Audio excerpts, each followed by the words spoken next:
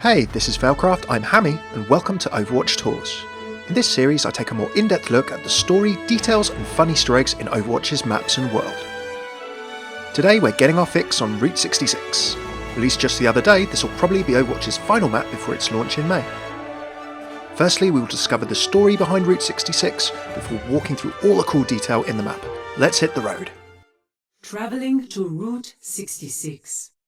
Though the travellers and road trippers who used to cross the US on historic Route 66 are gone, the main street of America still stands, a testament to a simpler time. The gas stations, roadside shops and cafes have gone into disuse, and the fabled Deadlock Gorge is now mostly seen from the comfort of transcontinental train cars. But amidst the fading monuments of that earlier era, the outlaws of the Deadlock Gang are planning their biggest heist yet. Route 66 and Deadlock Gorge are home to McCree. What's the belt mean? Watch and find out. An ex-member of the Deadlock Rebels, McCree was busted in an Overwatch sting operation and had the choice of working for Blackwatch or rotting in jail. He decided to go for the former, and as a result we can see he's not really a popular man with his ex-Deadlock comrades. We can see more evidence of that in the map. Oh, ain't it flattering to be remembered? The rough story of the map looks to be that the Deadlock Gang have successfully ambushed a passing train, they managed to recover a military-grade payload, and they're trying to get it back to their base. Playing as the other side, you're going to try and stop the Deadlock Gang from getting away with the prize. Doesn't feel right coming back here. The attacking spawn is the Panorama Diner. This is a mini Disneyland full of Easter eggs, so let's get started. First up, there's a nice couple of Diablo Easter eggs that you can see in the posters on the wall here. For Diablo fans, you can see the Diablo hot sauce, which is apparently hot as the burning hells. And if you look closely on the wall, you can see that this check has actually been signed by Deadlock Gang. Now, of course, if you have a look at the date in the top right there, that's the release date of Diablo 3, and in the bottom left, it actually says Memo Delicious. Deadlock Gang, of course, being the noted recorder and archivist from the Diablo 3 universe. Now, one very cool thing, very much thanks to altruism on Reddit for spotting this, if you take the barcode underneath, magnify it and scan it, apparently it actually reads as Kane Lives. Diablo 3 retconned? What do you reckon? Next up for you StarCraft fans, there's also a couple of references in the diner. Now if you take a look at the comics on the table, you can see Craft from the Stars featuring Kerrigan, Reyna, Zeratul, perhaps another character we can't quite see, with a cover of battle cruisers attacking a Protoss mothership. There's also copies of the comic actually open on one page. Very nice indeed. As a final StarCraft reference, if we nip over to the soft drinks dispenser, we can see a Zerg symbol for some kind of Zergy soft drink, and then also for you Hearthstone fans, you can see that there's apparently a Dr. Boom soft drink, Dr. 7 Up or something perhaps, we don't know. Looking up to the roof, if you have a look at the scrolling menu ticker above the main counter, then you can see that there's mashed potatoes over salt. Now, if that's a reference to oversalt, a kind of a community term for some people's frustration at not getting into the beta and similar, then that's Overwatch references within Overwatch. Very, very meta. This diner is actually really cool in general art style wise. This sort of very traditional or classic, stereotypical, you could say, American diner style posters. For example, this one, interesting that Omnics are totally welcome here. Getting your bacon with bacon, that's probably a motto that everyone apart from vegetarians can subscribe to. Another interesting thing in this diner is the wall pictures. Now, these are all celebrities from the films of the Overwatch world. You can see these in Hollywood. We've covered their backgrounds kind of already in our Hollywood's Easter eggs video. You can see a link to that below. As a quick summary, you can see some of these people, if you look at the signatures, are Eric Swift, Baylor Fierce, of course, references to the Lost Vikings. Some of them are actresses mentioned in the film posters in Hollywood, and others are potentially relatives of Blizzard team members or even Blizzard employees. Deadlock Gang must have wanted it bad. Before we move further into the Gorge, we wanted to take a quick look at the payload that's the subject of most of this level's story. Now, from McCree's bio, we know that the Deadlock Gang are famous for running in arms, military-style hardware, and similar. Now, this has got an US Army-style star sitting on top of it, and several of the diagrams inside the diner actually look as though they have the word moon on, so maybe it's a satellite or something. What do you reckon? Let us know.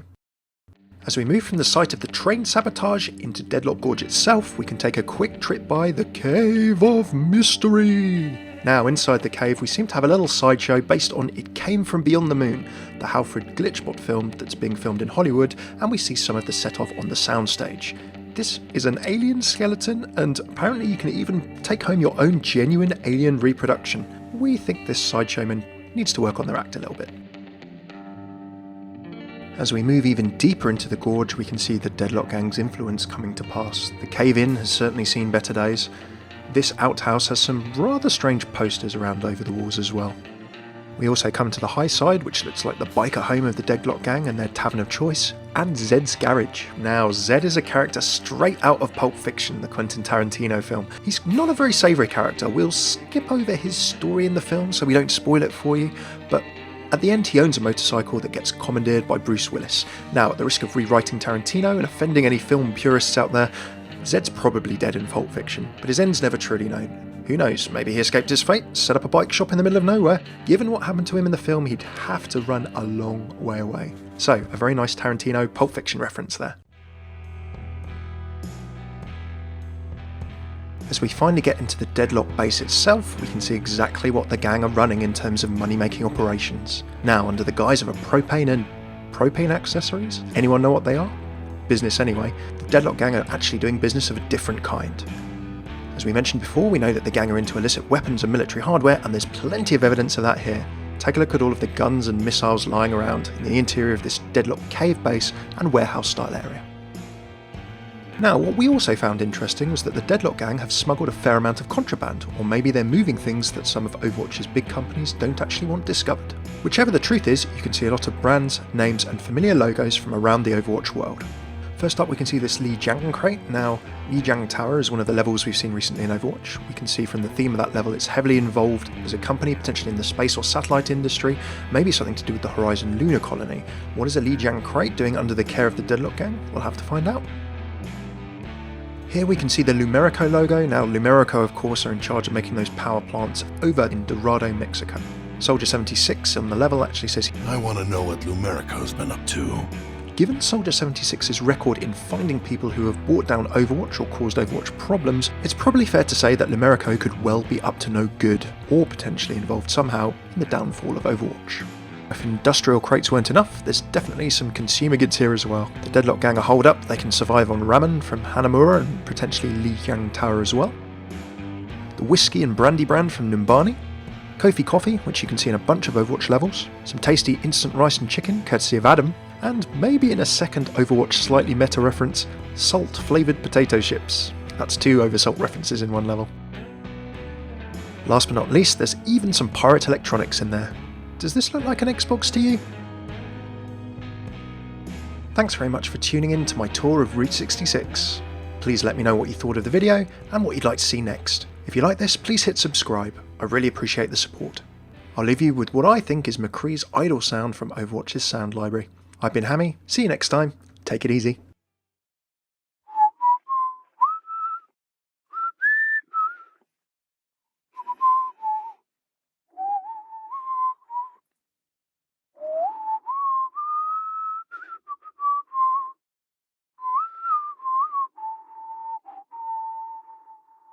It's high noon.